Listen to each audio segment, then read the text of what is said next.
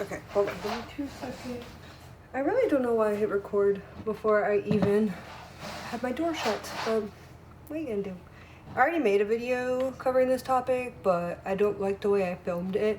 I wasn't really prepared. I just kind of recorded it so that I had something, but I didn't even look at the footage yet because it feels very rushed. So I wanted to take the time to actually make something. I'm hoping to get this uploaded by tomorrow, which whenever you're watching this, it's Sunday.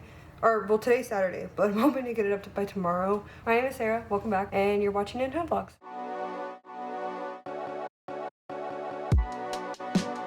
I mentioned this in the last episode I did. I don't have a car right now. I got a car back in 2020, and then earlier this year there was an accident. It's been, I guess the best way to describe it is stressful, obviously, because I had a car, and there's 4 of us living in this house. There's only 1 car now, so it's been really interesting trying to get everybody to work and home from work.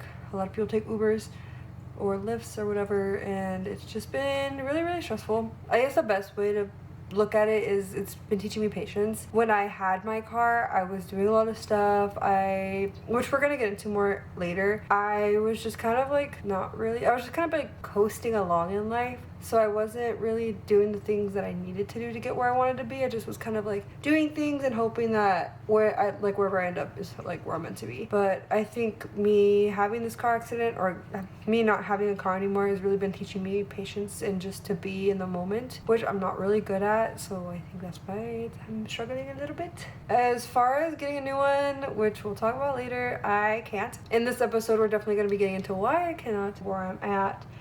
Just kind of like talking about my finances, which is kind of embarrassing and shameful for me. So I've been watching a lot of Tiffany Ferg, and if you haven't seen her, you should go watch her. She's really good. A lot of her content is kind of talking about just things going on in her life.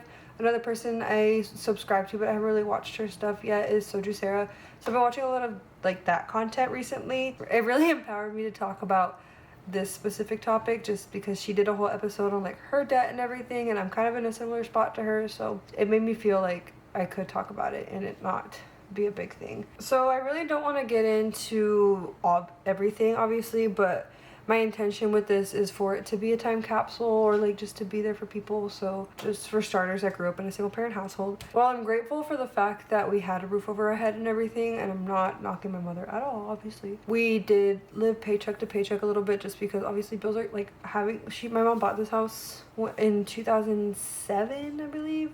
So we've had this house for a while, so obviously maintenance, mortgage, like all that stuff gets really expensive. So, and having 3 kids who all did like extracurricular activities obviously did not help anything.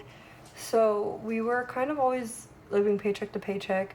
We always had food on the table though, and we always had like a roof over our head. So that being said, I was never really taught financial wellness. We just kind of like got things we wanted. We kind of lived above our means a lot, which kind of really affected how me and my siblings all live our lives. I mean, obviously like in school they did, but I never really took it seriously, and I don't really subscribe to Dave Ramsey's way of doing things. When I first got my car, my credit was really good. I kind of sat anywhere between like 640 to like 720, which is obviously really, really good. I was really, really scared to get myself into credit card debt just because that's just a really scary spot to be in, just with interest rates and everything like that. So I tried to be really good about how I use my cards. Another thing that helped was that I went to community college my first couple years, and because here like I was able to get the Pell Grant because of my situation, my community college was basically paid for. Well, it was paid for. I ended up getting money back. And again, like I was so used to living above my means that I just kind of never really saved that money, which I probably should. Like the extra money I got back, I probably should, but I never did. It wasn't until I ended up going to Houston for school, it was when I actually had to start taking money out, and I did not realize that the whole reason I went to college was so that I can get like a well-paying job. However, I picked psychology as my major, which I'm not saying like you don't have to have a good job if you get a psychology degree. However, having a psychology degree just because you have a degree doesn't necessarily mean you're gonna make 6 figures right out of college. And I just was kind of like assuming something would fall in my lap to where I could just pay it off, so I didn't really think about it. So I ended up taking out like a big loan for school, which I didn't end up finishing, so I didn't have like too much debt. Especially because like the job that I had from 18 to 24, like after COVID and I came home and everything and I couldn't go back to Houston, ended up paying for my school. So I really didn't have I don't have like too much like student loan debt. I mean, I have a lot, but like, so from school I have like about $14,000 to $20,000 in school or something like that. Something, it's in that range, which I'm very fortunate because that's not like $500,000 like some people I know, or like $250,000. But it's still a lot of money, especially like adding my credit card debt. I want to say like with all my debts, I'm currently like 34, which not a lot, but like to be 24 and in that much debt is a lot. I really just kind of like was living off my cards and living well above my means. I just kind of assumed things would work out for me, which obviously they didn't. When COVID hit, that's when I got my car. I couldn't afford my car because I was working 2 jobs at the time. Showed that I had like a good, like a stable income, obviously, because I was working 2 freaking jobs. Which, if you've ever worked 2 jobs before, it's not fun, like at all. But since I was gonna go back to school, I wanted to do 1 job, so I ended up switching to a different job for a little bit, like 8 months. And just because it was more like income, so I was able to like afford my car, because they weren't like, my car payments when I first got my car were really good. So, but again, like because I ended up dropping to 1 car, like my payments on everything, I like was paying for my own phone bill, I had insurance now, my car.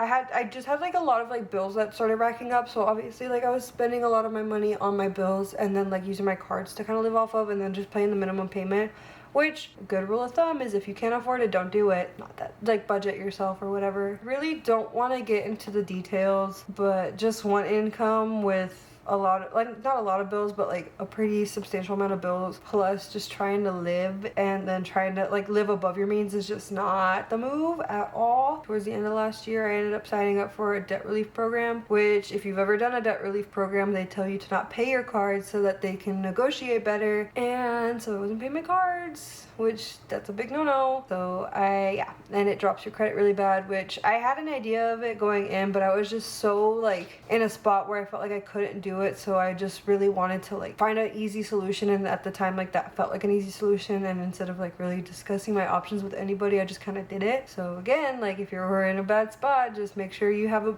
you talk to people before you do something like that, because they will try to convince you, and getting out of it is a pain in the butt. Like a big pain in the butt. Yeah, now my credit's messed up and everything, but that's how I kind of got to where I am now. As far as like my goals, I'm trying to do it in like the grand scheme. I just want to be situated.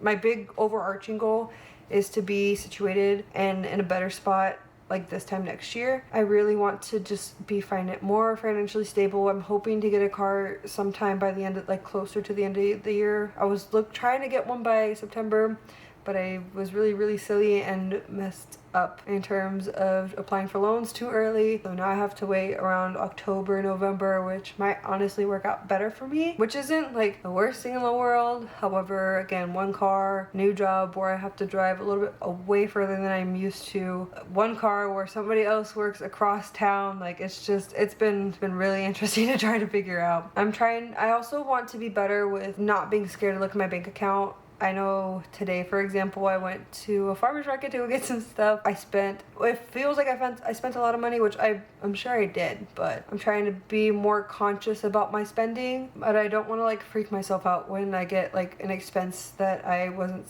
like a surprise expense basically. I also decided I was going to wait on grad school another year just because I needed to focus. I just wanted to be in a more stable position. I feel like right now where my finances are, I don't really like where they're at, so I'm hoping to just kind of like reevaluate, resituate, and then do it next year, which gives me more time, especially just the programs I'm looking into require a research paper. So, but as far as where I'm starting, I'm focusing on staying on time with my payments. If anybody watching this knows a good budgeting method, that would be very helpful. So please comment it below if you know any good budgeting methods for somebody with ADHD who's scared to look at her bank account, because she is just a girl. I'm currently working with the snowball method.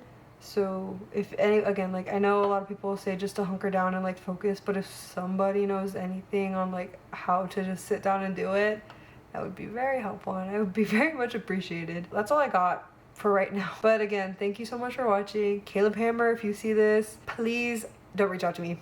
I don't want to go on your show. I really don't. I hope you enjoyed. Please make sure you subscribe, you comment, like, share, whatever. Make sure you follow me on everything. I'm gonna try to be better about posting, and I will talk to you soon. Goodbye.